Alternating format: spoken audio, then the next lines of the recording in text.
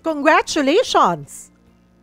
Maraming salamat po. Ayan, hindi natin, pasensya na mga kapatid, talagang si Justin ang pinaka-available dahil for sure, yung ating tatlong nominee ay nasa Manila Hotel ngayon. Tapos na ba yung, Yes. yung ano nila? Paano ba yung naging siste? Una sila na pinroclaim kanina kasi kayo yung top. Mm. Sa pagkakaalam ko, ongoing pa yung Yes, process oo. ng proclamation. Sila Kong Chaljok, no, Kong Percy Sendanya, and Kong Dada Kiram Ismula ay nasa Manila Hotel pa for the proclamation this afternoon. Mhm.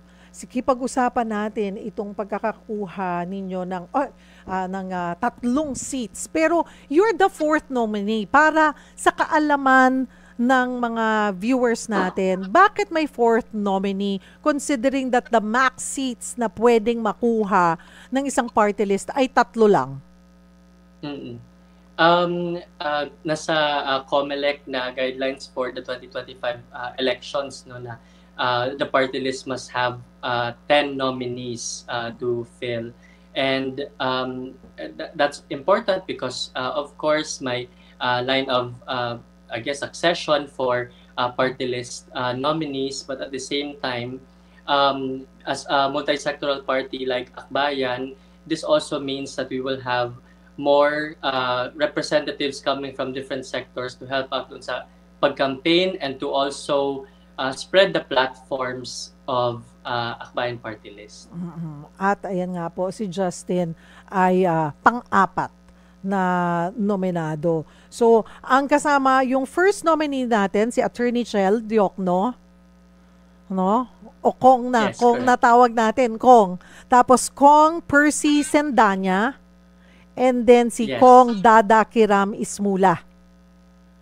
Yes, Ms. Chelio, tama po. Ayan, just to give you a little background mga kapatid, well, siguro marami nang nakakakilala sa atin kay Attorney Chel Diokno. Nagkaroon actually, nakailang beses ba sa atin si Attorney Chel? Nakadalawa? Or tatlong beses na nag-guest na namin siya dito several times pagdating sa mga rights, pag-i-explain ng karapatan ng isang individual. He's a renowned human rights lawyer and advocate for justice and accountability.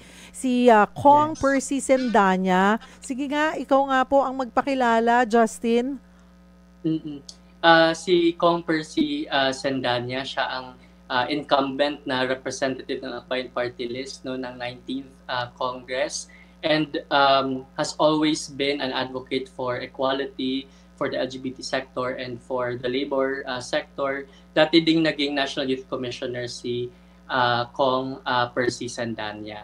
Si Kong Dada Kiram Ismula naman ay mula sa Zamboanga, and for the longest time has been an advocate for representation of women and indigenous peoples in Zamboanga City. Kaya multi-sectoral po na party list ang Akbayan.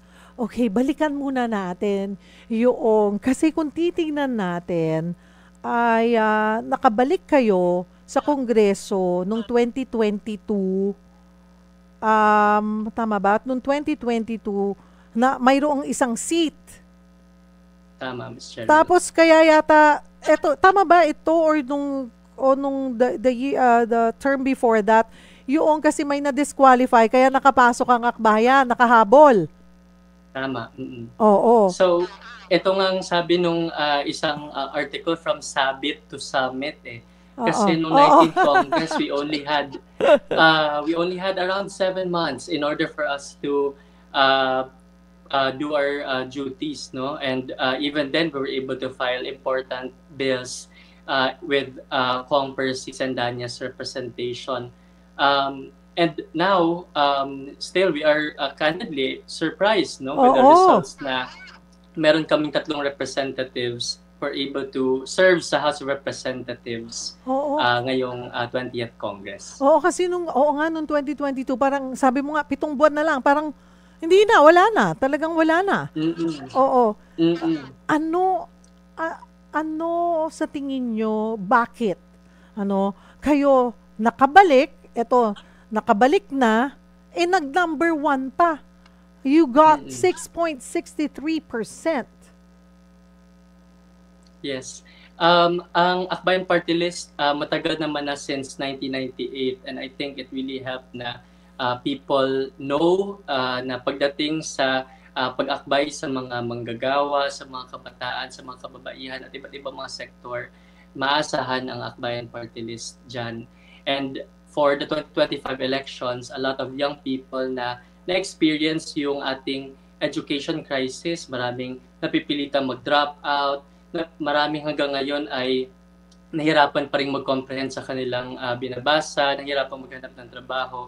They really feel the brunt of our country's issues. And I think that's the reason why young people went out to vote and really resonated with the message of Akbayan na sasamahan sila no, sa kanilang mga iba't ibang mga pangailangan sa pang-araw-araw. And second, of course, our Senator Risa Hontiveros has shown no leadership dito sa holding accountable itong mga corrupt officials, itong pagpapalayas na sa mga pogos dito sa ating bansa, and at the same time yung mga kulto that have trafficked women and children dito sa ating bansa.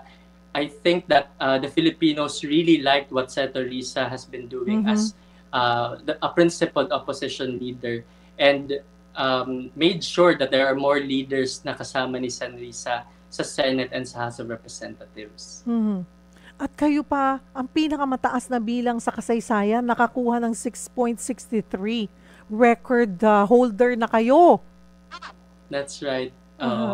In the party list history, we have the largest number of votes, and kung titignan nga yung iba't ibang mga cities where we were able to top, even mga strongholds ng mga political dynasties and iba't ibang mga party lists, Akbayan was number 1 for the first time, and we're really thankful to the voters, especially the young people who have turned out at pinagkatiwalaan kami to be of service in the House of Representatives and to fight alongside Senator Risa Hontiveros.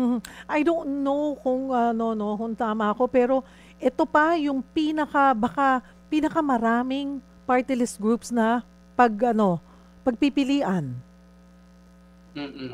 Pero record holder pa kayo sa taas ng nakuha nyo na votes.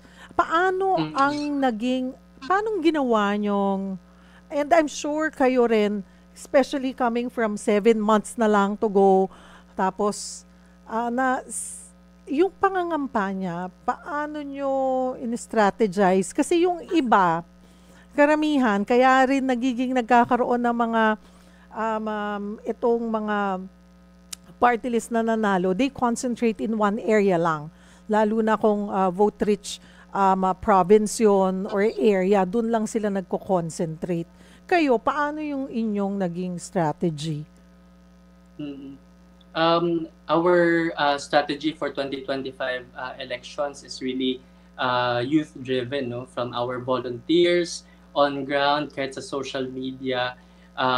We thank them. A lot of them have really spent ilang oras na mag-house to house, mag-spread ng message sa social media. At may mga nababasa nga kami na kahit sa mga bahay nila, sila yung nagsusulat ng sample ballots para sa kanilang mga nanay at para sa kanilang mga lola. And at the same time, no, si Senator Risa Hontiveros with lahat ng mga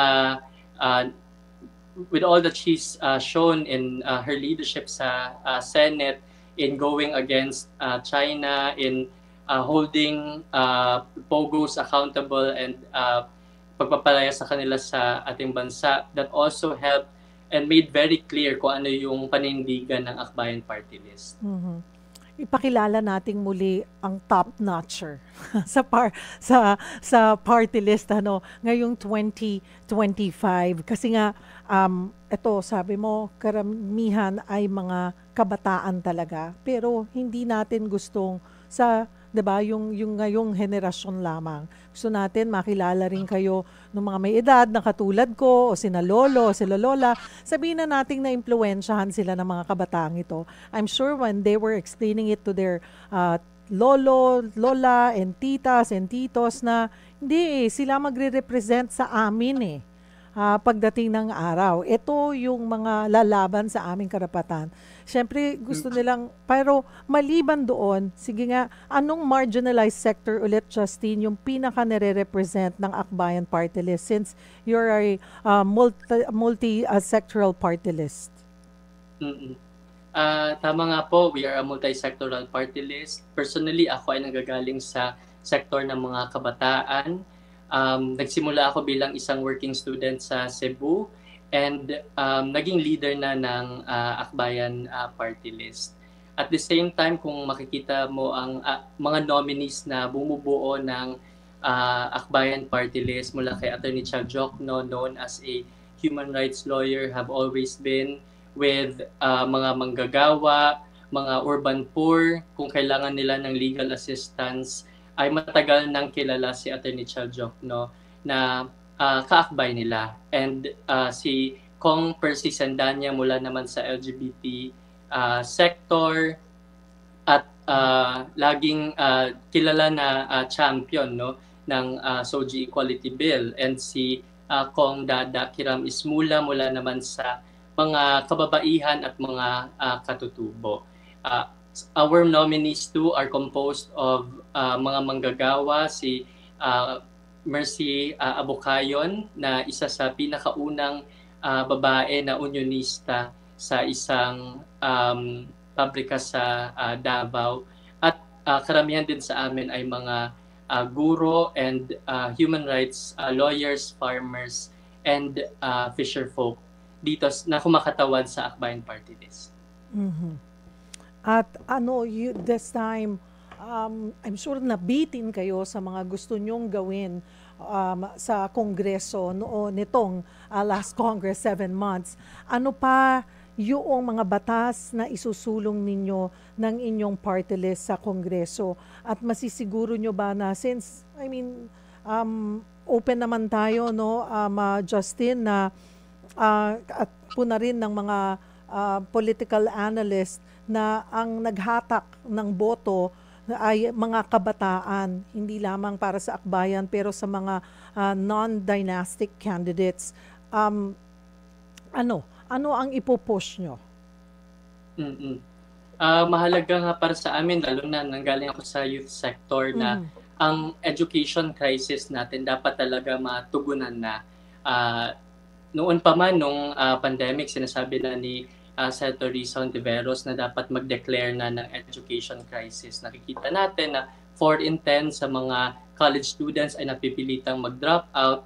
First step lamang ang libreng tuition, kaya't final ng Akbayan Party List ang baon bill. Na dapat ang mga pinakamahirap sa atin, matulungan silang umabot sa finish line, Justine, mabigyan din ng suporta. Alam ko, hindi po, sorry, putulin kita. Ayan, pinapakita natin ngayon sa ating screen na akbayan na ang ipinoproklama.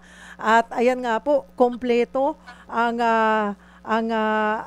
magre-representa sa Akbayan Party List. Ayan po, nakikita natin si Attorney Chel Diokno, si Percy Sandanya at Dada Kiram Ismula na tatawagin na nating mga representatives. They could also, I guess they brought yung mga madami-dami mga anak. Pwede isama, Justin? Ayan, napuno na ang stage. Mga supporters and leaders of Akbayan Party List, andyan kasama sila Kong Diokno, Kong Percy, and Kong Dada. Oo, ayan ang dami. Siguro they're around 20 on the stage. Sorry but thank you. Hindi ka nakasama dahil sa amin. No worries. I'm also happy to be here and to be able to share yung messages ng Akbayan. Ayan po, Ayan, nakikita po natin, total votes, 2,779,621 ang nakuha pong boto ng Akbayan. Kaya po sila ay may 3 seat dahil umabot po sa 6.63% ang botong nakuha ng Akbayan.